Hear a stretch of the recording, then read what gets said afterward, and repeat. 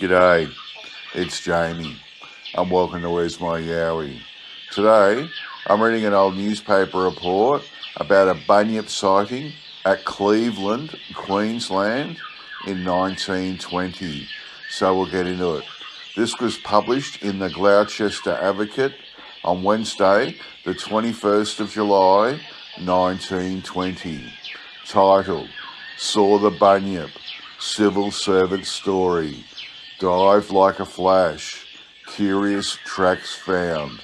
Brisbane, Monday.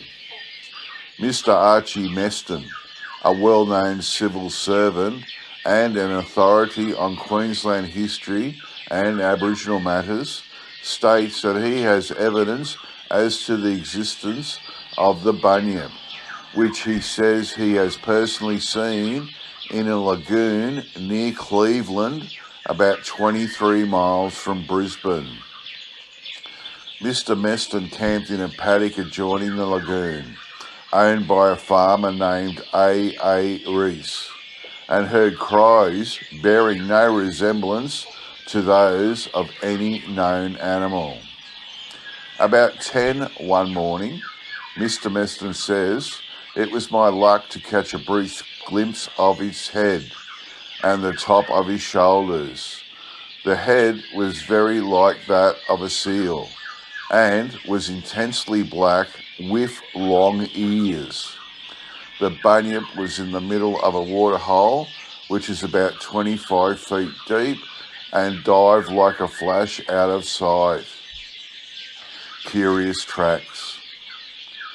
Mr. Meston states that a young farmer saw the bunyip about 50 yards from the water. The animal was about 6 feet high, remarkably black, with a head like a big kangaroo, and with dog ears, long and drooping like a spaniel's. Mr. Meston has also seen curious tracks in the vicinity of Ormiston on the Cleveland line, resembling the track of a large emu with a toe at the heel of the foot. We may be quite certain that there are yet unknown birds and animals in Queensland, says Mr. Meston.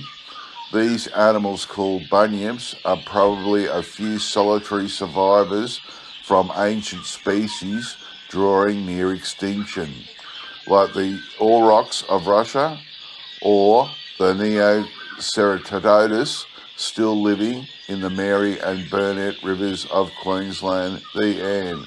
This is pretty interesting. He's saying that it had a head like a seal.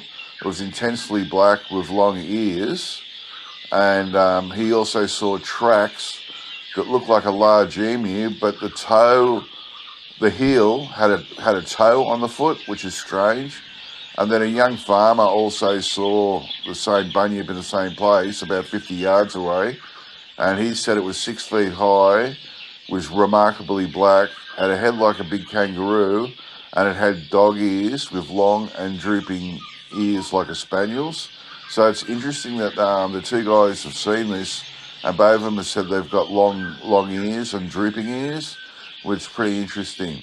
Okay, we'll get on to Archibald Meston, which is his full name. He was born in 1851 and died in 1924. He was an Australian politician, a civil servant, journalist, naturalist and explorer. In 1874, he travelled from New South Wales to Brisbane and managed a sugar plantation on the Brisbane River.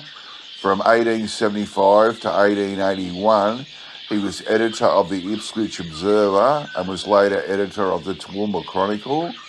From 1878 to 1882, he represented Rosewood in the Legislative Assembly of Queensland. Then he lost his seat in Parliament due to a civil court case that resulted in bankruptcy. In 1881, he moved to far north Queensland, where he edited the Townsville Herald for a short time before moving to Cairns, where he was editor of the Cairns Post and lived on the Barron River until 1889. In January 1889, he led a government expedition to the Bellenden Kerr Range and explored its summit. The expedition was considered a success and it led to more official engagements. In 1891, he persuaded a stock and commission agent named Barabon Purcell to recruit Aboriginal women and men to perform in the Wild Australia show, and they rehearsed in Brisbane before performances in Brisbane, Sydney and Melbourne, but the show collapsed in Melbourne. In 1894, he was commissioned to investigate the conditions of Aboriginal Australians in Queensland, and only some of his ideas were used in the Aboriginal Protection and Restriction of Sale of Opium Act in 1897. From 1898 to 1903, he was the Southern Protector of Aboriginals for Queensland. He visited many Aboriginal communities and camps across Queensland. He was an amateur ethnologist and a linguist, and he documented Aboriginal culture and language. He collected words and word lists from sites across Queensland, which were later collated into various notebooks and cuttings. And these notebooks are still held in the State Library of Queensland and are a valuable resource for Indigenous language. In 1903, he's told his services were no longer required.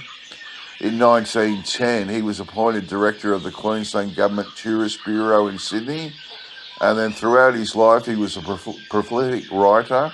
And in addition to the newspapers he edited, he published frequently in the Queenslander, the Brisbane Courier, and many other papers. He had a pretty interesting life. And so this guy's put his name to this report, saying he saw the Bunyip. So it would have ruined his reputation if he was not telling the truth. So I totally believe him. But it's really interesting that the two blokes seen these bunyips with long, droopy ears like a spaniel's, which is really interesting what they are. Okay, that's it from me. I'll get back to you all next time. Bye.